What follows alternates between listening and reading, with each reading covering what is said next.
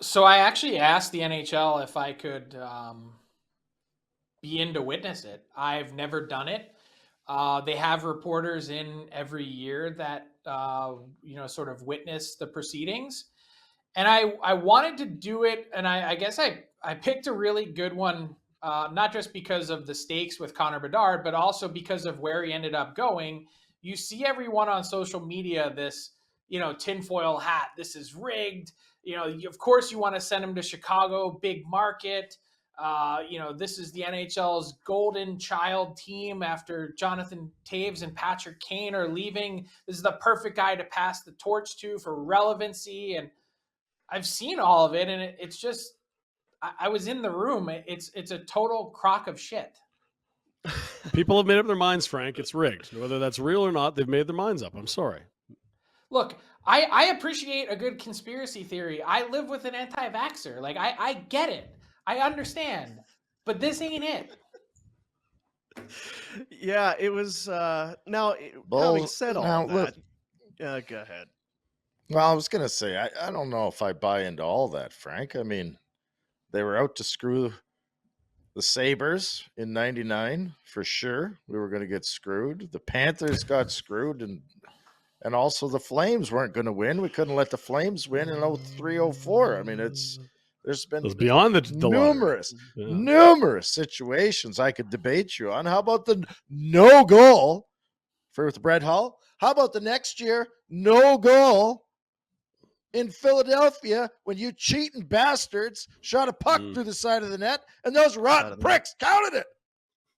Through the side of the net, Frank. I mean, the NHL remains incompetent. I think that's a key thing here we have to remember. Well, or that Warner gets screwed. And so let's be totally transparent about the draft lottery, and let's have a real conversation, which I did in my story on dailyfaceoff.com today, outlining my whole experience and what it was like. They couldn't get out of their own way in the presentation of the actual draft lottery results. You saw the gaffe that occurred production-wise, which caused Kevin Weeks to read aloud that there was a change in the order and that he basically spoiled the moment. It's not his fault. The league spoiled the moment for the Columbus Blue Jackets before going to break. And so my solution to all of that, it's very simple. Being in that room was incredibly eye-opening because it's intense. First off, there's this sort of surgical precision to the process. Everything is done in a very timely and orderly fashion. There's this whole list of it's a 10-minute monologue. You obviously saw the video that Gary Bettman, he reads all the rules, he introduces everyone in the room, he shows the papers. Like, those ping pong balls came in a black plastic hard case that is literally zip tied together. Someone snips it. It's all, you see everything. It's all on the up and up. The amazing part about that is the drama that exists between, right in between balls 3 and 4 to determine where Connor Bedard is going. It's 20 seconds. It feels like forever. And I was not expecting that at all. I was figuring, sterile room, conference room, kind of a process, yawn, whatever that might be. But you're sitting there and you're trying to flip through these 1,001 different combinations that are out there saying, okay, so what are the options for ball 3? Where could he possibly be going? To solve the NHL's own problem, instead of flipping over these cards, which as great of a TV presenter as Bill Daly is, you don't need to do it. Take that damn machine that they have and wheel it down the hallway into the actual studio itself and just press play. All you have to do is do the same damn thing in front of everyone because it is amazing. Could you imagine the TV drama and the pause? Instead of calling these balls out at 20-second intervals, you stop after the third ball and you go, hey, here are the possibilities. Here are the 7 places Connor Bedard can still go to. Here are the live odds in the exact second. Yep. Connor, how you feeling? Hey, Kyle Davidson in Chicago, how you feeling? Jarmo Kekalainen, oh man, your team's out. What does that feel like? Do it for real in front of everyone, because I watched the real thing 90 minutes before it actually happened, and it was like the hairs on my neck were standing up. It was cool. Who cares about these dumb cards? The 20 seconds between balls would be problematic. You know what? I'll wait on the video. We'll play it after we let Frank go because we got Frank. We don't need to waste his time. But they take 20 seconds, so it's start the machine and now you wait for 20 seconds. If you have it Ball. queued up, Alex, play it because I'd like. Well, I edited it. Okay. Go ahead. I sped shit up because play some Survivor music. Play something like incredibly dramatic in between those. We're talking points. about a half-hour show anyway, guys. A half hour is way too fucking long. The whole thing's done in 4 minutes, and that was 2 draws. Okay, it's the Alex, best 4 minutes of the season. Start it over again, Alex. Sorry, with volume up. Again, now I've edited this for our own sanity purposes and cut a lot of stuff out. So here's Gary and Secaucus. Yeah, Secaucus, also known as the devil's asshole, by the way. Rolling? Let's do it. It is the 8th of May, 2023. Front page of today's Bergen Record, Wall Street Journal, New York Times. It is May 8th. The lottery machine besides me will be loaded with 14 balls. Get a good look at that? Let's start by beginning to show each ball one at a time. 1, 2,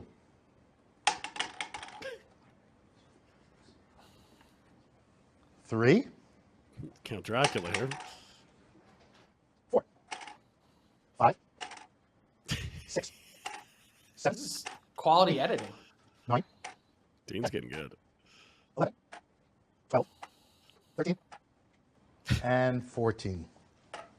Please load the balls into the machine and start it. Please load the load. Begin. So this guy, I love when he's like, turn around and look at the clock. And he's like, draw.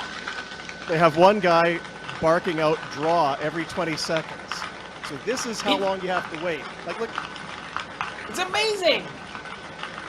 You play some dramatic music. Dun, dun, dun, dun. Like, dude, this is a made-for-TV moment. 5,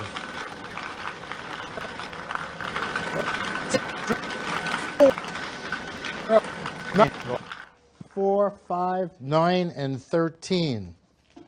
Scott Clark, what? Chicago Blackhawks will have the first selection of the 2023 NHL Draft. Okay, so pause it right here. So Yeah, I that's was the end of it sitting anyway. directly to Scott Clark's left there, the guy from Ernst & Young, the auditor in the process. And in front of me, it's been publicly available since last Friday, well before the draft lottery, are all those 1001 combinations, and they're in order. So as the balls are coming out, you can actually like start to cross off like, okay, who's out of the mix, and figure out, just like I said, between that third and fourth ball, all you got to do is pause it. It's unbelievable television right there. You do not have to overthink this. And so the crazy part about this, after all this wraps, we do another draw for the second pick, which is Anaheim. All of that is said and done in under 5 minutes.